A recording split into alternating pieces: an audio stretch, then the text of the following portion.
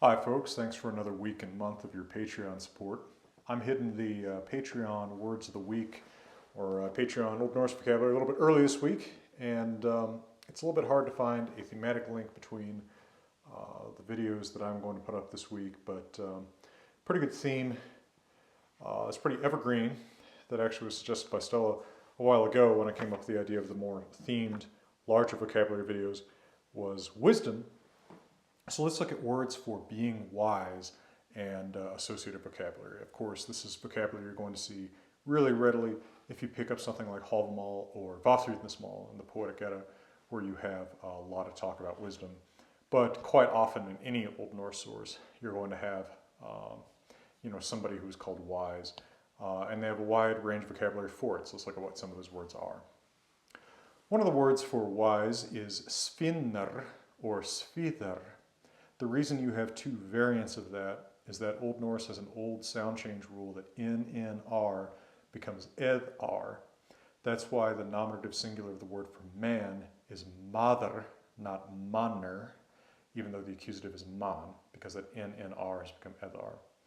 Because with svinner you have other cases of the adjective that have the double n, because the r is only at the end of the singular, you end up with svidr, svinnan, sphinx, svinum, and by analogy then, you end up with the NN form being reintroduced to the nominative singular. So you'll see both svidr and svinner, and Classical Old Norse is not really a preference for one or the other. One is more regular within its paradigm, and one is more regular within the history of sound changes at Old Norse. Anyway, common word for wise. Another one is spakkr. If you've ever read an introductory textbook to Old Norse or taken an introductory class in Old Norse, you're probably familiar with this adjective because it's often what people use as the example of how Old Norse adjective inflection works, because it's a simple, pretty common adjective, and it has the U umlaut change in the dative inflections, so it's a nice example of adjective inflection. It's also easy to remember because if you think of Spock as being wise, spakkr being an adjective for wise is intelligible. Then there's fróðr. That's also fairly common in names. The name Fróði for a man not only occurs in the Danish royal family, the Skjöldungar, but occasionally as names for more ordinary people. And of course, in its Old English form, Frodo gives us the name of a wise halfling or whatever. I can't remember the name of those things. Then there's snotr. That is actually a radical R, so-called, so it's going to be written with reið, not yr in Viking Age Younger Futhark. And that R is going to stay throughout the inflection of the adjective. It's not going to drop when you add the other endings. So you're going to have snotr, snotrs, not snotr, snots, as you would expect. There's also the one cognate with English wise, vis.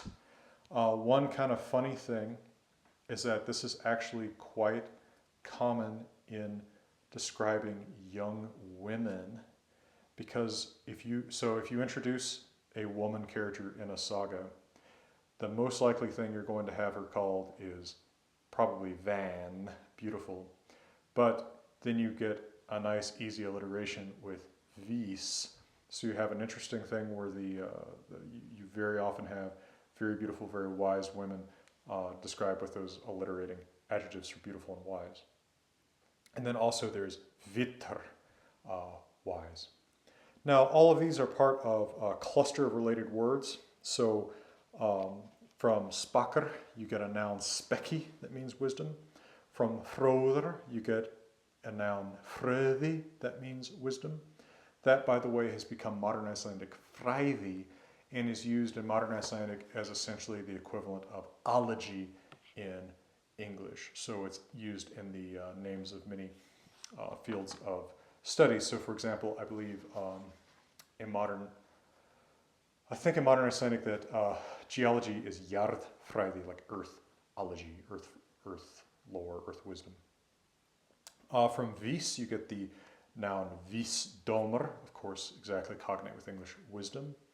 And Witter is part of a whole cluster of words that relate to mental functions. Wit, which is of course cognitive English wit, meaning wisdom or intelligence. Vita, meaning to know. And then as kind of a bonus, it's a little bit fun. If you are curious, you are forvitten. And curiosity itself is forvitni. So there you go, a cluster of vocabulary about being wise or intelligent, which Old Norse does not readily distinguish between. Anyone who has good mental functions can use pretty much any of these adjectives interchangeably. If they did have shades of meaning that distinguish them, they are pretty much lost to us today. I hope this has been so interesting or informative for you. And again, thank you for your support on Patreon. And for now, let me wish you all the best from the Utah Raptor Room.